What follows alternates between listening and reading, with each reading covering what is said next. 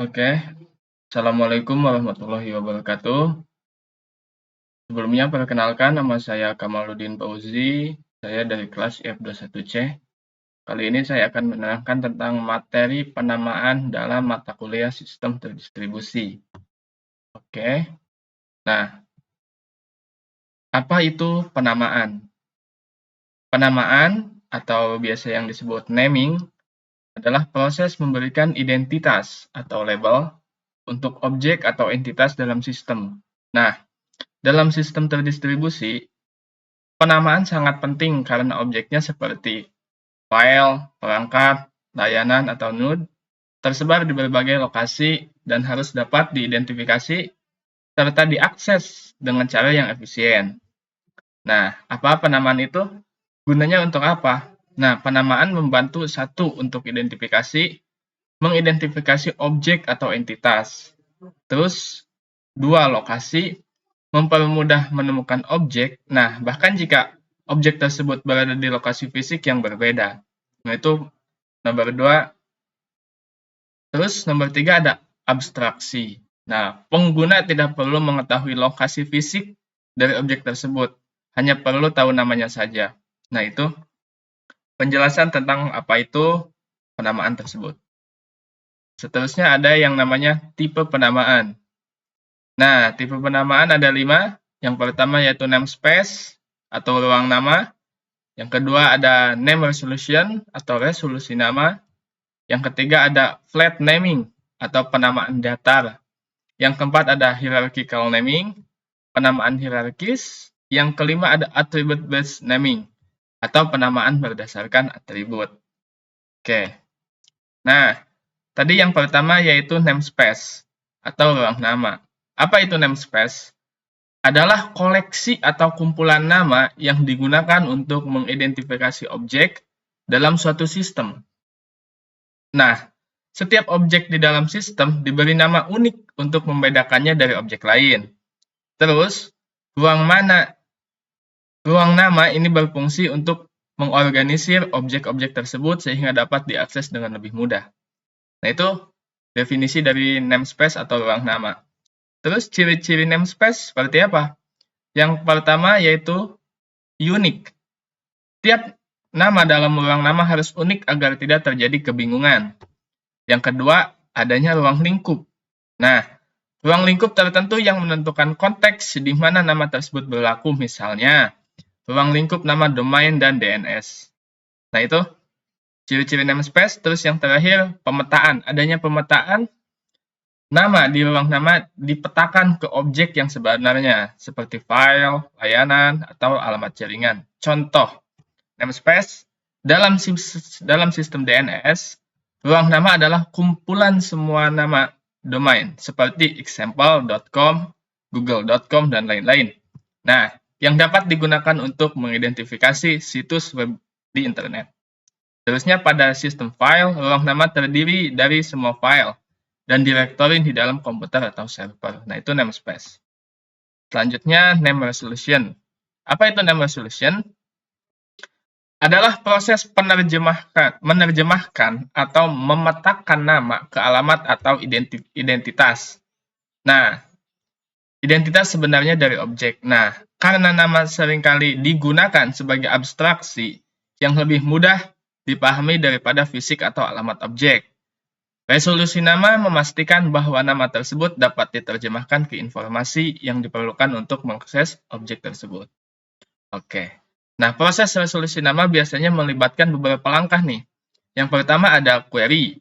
Nah, query itu untuk permintaan menerjemahkan nama yang diajukan. Yang kedua ada pencarian. Sistem mencari dalam database atau struktur yang mengaitkan nama dengan alamat atau identitas objek yang sebenarnya. Yang ketiga adanya jawaban. Nah, di dalam proses keterlibatan resolusi itu ada jawaban. Sistem mengembalikan alamat atau informasi yang terkait dengan nama tersebut. Contoh, dalam DNS resolusi seperti tadi terjadi ketika nama domain seperti www.example.com diterjemahkan menjadi alamat IP seperti 192.0.2.1. Nah, yang digunakan jaringan untuk mengakses server web tersebut. Seterusnya, pada sistem file, ketika pengguna mengakses direktori atau file dengan nama tertentu, sistem menerjemahkannya ke lokasi fisik tempat file tersebut disimpan di hard drive. Nah, itu name resolution. Seterusnya, di dalam penamaan adanya flat naming atau penamaan datar nih. Nah, penamaan datar atau flat naming atau penamaan datar itu apa sih? Yaitu metode penamaan di mana setiap objek diberi nama unik tanpa menggunakan struktur hierarkis. Nama-nama ini biasanya berupa pengenal atau ID unik yang tidak mengandung informasi tentang hubungan antara objek satu sama lain. Nah, dalam sistem penamaan datar, semua nama berada di level yang sama tanpa adanya subdirektori atau kategori yang mengorganisasikan nama tersebut. Nah, adanya ciri-ciri flat naming nih. Satu, namanya unik. Setiap objek harus memiliki nama yang benar-benar unik di seluruh sistem. Nah, itu yang pertama ciri-ciri flat naming. Yang kedua, tidak ada struktur. Kalau flat naming tidak ada struktur. Jadi, tidak ada hierarki atau kategori di mana antara nama-nama tersebut. Seterusnya, contoh flat naming. Ethernet MAC address. Setiap perangkat jaringan yang terhubung memiliki alamat MAC yang unik dan tetap. Nah, penamaan ini datar karena tidak ada struktur hierarkis di balik penamaan tersebut.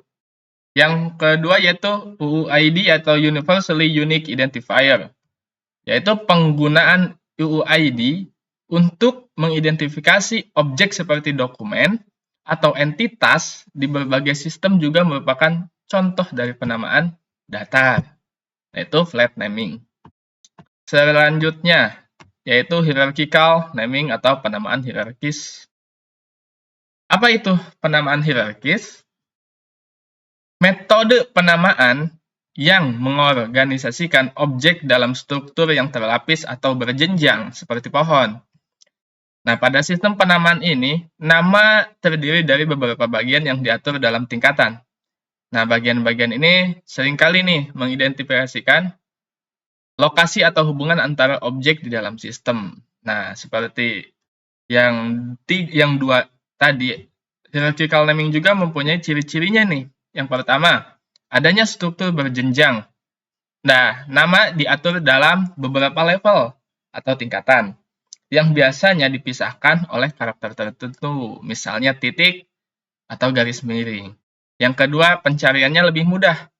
Dengan adanya struktur, lebih mudah untuk menavigasi dan menemukan objek yang diinginkan. Contoh hierarchical naming, yaitu sistem file yang pertama.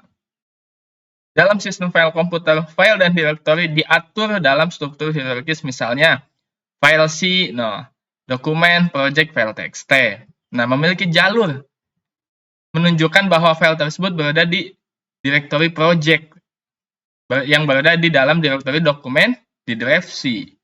Yang kedua yaitu DNS atau Domain Name System. Domain Name System seperti www.example.com mengikuti struktur hierarkis di mana com tersebut adalah sebagai level teratas atau top level domain. Nah, example-nya adalah domain dan www-nya adalah domain subdomain. Seperti itu. Selanjutnya yaitu attribute based naming atau yang biasa disebut penamaan berdasarkan atribut nih. Nah, apa itu attribute based naming? Metode penamaan di mana objek diidentifikasi bukan oleh nama eksplisit, melainkan berdasarkan atribut seperti properti tertentu dari objek tersebut. Nah, atribut ini biasa berupa metadata, seperti tipe, ukuran, lokasi, tanggal pembuatan, atau karakteristik lainnya. Nah, pada penamaan berdasarkan atribut, pengguna dapat mencari objek yang dapat menyebutkan atau mengidentifikasikan nih atribut yang relevan tanpa perlu mengetahui nama spesifik dari objek tersebut. Nah, ciri-cirinya seperti apa? Yang pertama, atribut sebagai pengidentifikasi. Nah, nama ditentukan oleh satu atau lebih atribut dari objek. Terus, fleksibilitas. Pengguna bisa mencari objek berdasarkan atribut yang mereka tahu, tanpa harus mengetahui nama yang sebenarnya. Yang ketiga, pencarian berbasis query. Nah, biasanya sistem ini memerlukan mekanisme pencarian yang lebih canggih, karena harus memproses query berdasarkan atribut atau tingkat rahasia. Contoh, dalam atribut base naming. Database, yang pertama ada database. Nah, dalam sistem basis data, pengguna dapat mencari catatan atau entitas berdasarkan nilai atributnya. Misalnya, dalam database pelanggan, pengguna dapat mencari nih semua pelanggan yang tinggal di kota tertentu, tanpa mengetahui nama masing-masing dari pelanggan tersebut. Yang kedua, adanya pencarian file berdasarkan metadata. Pada sistem operasi modern, pengguna dapat mencari file berdasarkan atribut seperti tipe file, ukuran, atau tanggal modifikasi. Nah, tanpa harus seperti tadi mengetahui nama file tersebut. Oke. Nah, itu penjelasan dari 5 kategori penamaan. Terus, dalam setiap sistem pasti ada yang namanya permasalahan ya. Nah, masalah dalam penamaan sistem terdistribusi. Nah, ada beberapa tantangan nih yang harus kita hadapi dalam sistem penamaan pada sistem terdistribusi ini. Yang pertama yaitu adanya skabilitas nih masalahnya. Sistem penamaan harus bisa menangani nih sejumlah besar objek yang tersebar di banyak lokasi. Nah, itu permasalahan yang pertama. Yang kedua, adanya permasalahan perpindahan objek. Jika sebuah objek berpindah lokasi, nama yang sama seharusnya tetap dapat digunakan untuk mengaksesnya. Yang ketiga, adanya replikasi. Jika objek direplikasi di beberapa tempat, nah penamaan harus dapat mengidentifikasi replikasinya dengan benar. Yang keempat, konsistensi. Nah, penamaan harus konsisten di seluruh sistem, meskipun objek direplikasi atau dipindahkan. Nah, itu 4 permasalahan yang ada dalam penamaan. Oke, next, yaitu penjelasan contoh implementasi penamaan dalam sistem terdistribusi. Sebenarnya tadi udah diterangkan ya contoh-contohnya, namun ini kita ulang kembali. Nah, adanya DNS atau Domain Name System adalah contoh yang nyata dari sistem penamaan dalam skala besar nih.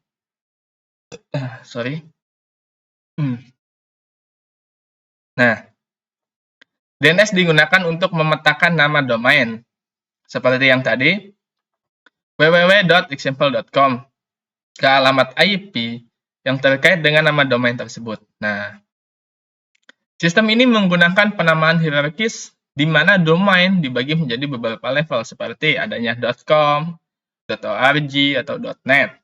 Nah, bagaimana DNS bekerja? 1. Pengguna mengetikkan nama domain, misalnya www.com, www.example.com. Terus yang kedua, sistem mengirimkan permintaan ke server DNS untuk menerjemahkan nama domain tersebut ke alamat IP. Terus yang ketiga, adanya server DNS mencari dalam hierarki domain atau mulai dari root server, TLD server, hingga name server spesifik. Terus yang keempat, setelah ditemukan nih, nah alamat IP dikembalikan ke pengguna dan browser dapat diakses server berdasarkan alamat IP tersebut. Nah, itu contoh implementasinya. Selanjutnya masih dalam contoh implementasi sistem berkas terdistribusi atau distribute file system atau dan NFC, Network File System. NFC memungkinkan pengguna untuk mengakses file yang disimpan di server jarak jauh nih, seolah-olah file tersebut itu ada di sistem lokal. Nah, penamaan dalam NFC menggunakan hierarki direktori yang umum seperti pada file lokal, tetapi nah file dan direktori tersebut dapat tersebar nih di berbagai server. Yang selanjutnya ada Corba, bukan Cobra ya, Corba bacanya, yaitu Common Object Request Broker Architecture, atau Corba itu menggunakan objek referensi, di mana setiap objek di sistem memiliki referensi yang unik dan dapat digunakan untuk mengakses objek tersebut di seluruh jaringan tanpa memedulikan lokasi fisiknya. Nah, itu. Nah, Materi yang sudah saya jelaskan dari awal tadi mungkin berakhir di sini, yaitu dalam penjelasan tersebut dapat disimpulkan bahwa setiap penamaan dalam sistem terdistribusi memiliki karakteristik masing-masing dan adanya kelebihan dan kekurangannya sendiri ya. Nah, terus pemilihan metode penamaan yang tepat tergantung pada jenis sistem yang kita gunakan, terus skala sistem yang digunakan, dan kebutuhan akses atau pencarian objek di dalam file tersebut. Dan materi mungkin itu yang saya dapat sampaikan. Mungkin teman-teman bisa dikoreksi lagi kalau ada kesalahan dari penjelasan yang saya paparkan. Assalamualaikum warahmatullahi wabarakatuh. Terima kasih.